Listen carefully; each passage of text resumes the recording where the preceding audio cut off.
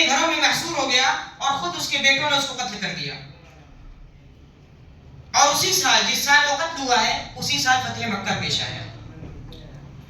پھر اس کے بعد اللہ رب العزت نے توحید کی نشانیوں کو پیش کیا کہ اللہ رب العزت زندے کو مردے سے پیدا کرتا ہے. انسان پہلے نہیں تھا، زمین بنجر تھی، لیکن یکایک لہلہا اٹھتی ہے، انسان عدم سے وجود میں آ جاتا ہے، اور پھر کہا پھر اس کو اسی کی طرف لوٹا دیتا ہے. یعنی زندہ ہو کر پھر انسان کچھ دنوں کی زندگی گزار کر مردہ ہو جاتا ہے. پھر کہا کہ اللہ رب العزت کا ایک خاص کرم ہوا کہ اس نے انسانوں کو چلنے پھرنے کے قابل بنا دیا، وہ زندگی گزارتے ہیں. ایک اللہ رب العزت کی بڑی نشانی ان کی زندگی میں یہ ہے کہ ان کی زبانوں کا رنگ مختلف ہے، مختلف زبانیں بولتے ہیں، ان کے چہرے مختلف رنگوں کے ہیں، ایک جیسے نہیں ہیں. اگر ایک جیسے چہرے بنا دیتے تو یہ دنیا فساد کی جگہ ہو جاتی. پھر فرمایا کہ اللہ رب العزت نے ہی جن سے رجولت سے یعنی جن سے مرد سے ان کی بیویوں کو پیدا کیا تاکہ وہ سکون کا باعث ہوں. پھر فرمایا کہ آسمان اور زمین کو اللہ رب العزت نے قائم کیا اور آج تک وہ اس کے حکم سے قائم ہیں.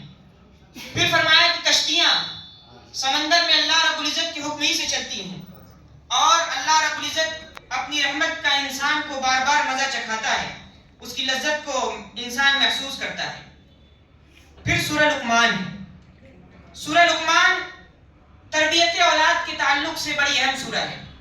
ایک باپ حضرت لقمان علیہ السلام کی شکل میں اور ایک بیٹا، ایک فرما بردار بیٹا جس کو ایک اللہ رب العزت کا نیک بندہ نصیحت کر رہا ہے، تو ایک باپ کے لیے بھی نصیحت حضرت لقمان اور ایک بیٹے کے لیے بھی ان کی زندگی نمونہ ہے کہ کس طرح انہوں نے اپنے بیٹے کی بہترین تربیت کی.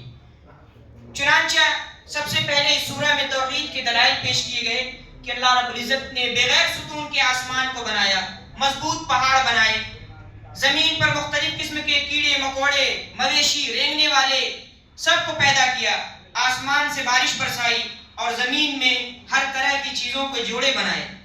پھر انسان کو ایک حکم دیا، وَوَصَّيْنَا الْإِنسَانَ بِوَالِدَيْهِ حُسْنًا، کہ انسان اپنے والدین کے تعلق سے جو والدین کے حقوق ہیں ان کو ادا کرے، یعنی ان کے ساتھ بہترین سلوک کرے. والدین کا سلوک، والدین کے ساتھ بہترین سلوک یہ زندگی بھر کرنا ہے. البتہ ان کی اطاعت صرف ایک موقع پہ نہیں کی جائے گی. کب ان کا کہا نہیں ماننا ہے؟ اس وقت جب والدین انسان کو اللہ رب العزت کے ساتھ شرک کرنے پر ابھارے. وَإِن جَاهَدَاكَ عَلَىٰ أَلَّا تُشْرِكَ بِي مَا لَيْسَ لَكَ بِهِ عِلْمٌ فَلَا تُطِعْهُمَا، ان کی اطاعت مت کرو.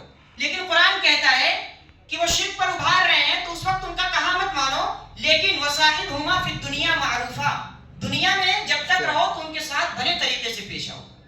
یہ نہیں ہے کہ ان کو مشرک کہہ کے کنارے کر دیا جائے، ہرگز نہیں. پھر اس کے بعد حضرت لقمان علیہ السلام کی نصیحت اپنے بیٹے کے متعلق شروع ہوتی ہے. دیکھیے ایک باپ اپنے بیٹے کو سب سے پہلی نصیحت کر رہا ہے، یا بنی لا تشرک باللہ ان الشرک لظلم عظیم، کیا میرے پیارے بیٹے اللہ کے ساتھ کسی کو شریک نہ کرنا، بے شک شرک بہت بڑا ظلم ہے.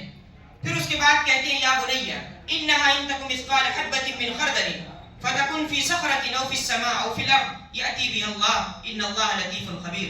اے میرے پیارے بیٹے، اگر تمہاری اعمال میں سے ایک رائی کے دانے کے برابر بھی کچھ ہو، وہ چاہے پتھروں کے نیچے دبا ہو یا آسمان میں ہو یا زمین کے کسی کونے میں ہو، اللہ رب العزت اس کو لا کر حاضر کر دے گا تمہارے سامنے کل قیامت کے دن. کیونکہ اللہ تعالیٰ بڑا باریک بین ہے، بڑی باریکی کے ساتھ خبر رکھتا ہے. پھر ایک باپ نے اپنے بیٹے کو یہ وصیت کی، یا بنی اقم الصلاۃ، اے میرے پیارے بیٹے نماز کو قائم کرنا. صرف نماز پڑھنا نہیں، نماز کو جملہ آداب کے ساتھ پڑھنا، نماز کو بے حیائیوں اور برائیوں سے بچا کر پڑھنا، نماز کو لوگوں کے حقوق ادا کر کے پڑھنا، اور وَأْمُرْ بِالْمَعْرُوفِ نیکیوں کا حکم دینا، وَنْهَ عَنِ الْمُنْكَرِ اور برائیوں سے روکنا، وَاصْبِرْ عَلَىٰ مَا أَصَابَكَ جو بھی مصیبتیں آئیں تم پر ان پر صبر کرنا. إِنَّ ذَلِكَ مِنْ عَزْمِ الْأُمُورِ بے شک یہ بڑے عظیم معاملات ہیں جو تم انجام دو گے. عام زبان میں کہا جائے گا کہ دل گردے کا کام ہے، جگر والوں کا کام ہے. پھر کہا وَلَا تُسَعِّرْ خَدَّكَ لِلنَّاسِ، کبھی بھی لوگوں سے اپنے چہرے کو مت پھیر کر چلنا. وَلَا تمشی فی الارض مرحا، اور نہ ہی کبھی زمین پر اکڑ کر چلنا. ان اللہ لا يحب كل مختال فخور، بے شک اللہ رب العزت کبر کرنے والے کو، گھمنڈ کرنے والے کو کبھی پسند نہیں کرتا. واقصد فی مشیک، زمین پر جب بھی چلنا نرم چال چلنا، غرور اور تکبر میں نہیں. واغضض من صوتک، اور اپنی آواز کو ہمیشہ پست رکھنا. ان انکر الاصوات لصوت الحمیر، بے شک سب سے بھدی آواز گدھے کی آواز ہوتی ہے. یہ تھی ایک باپ کی وصیت جو اس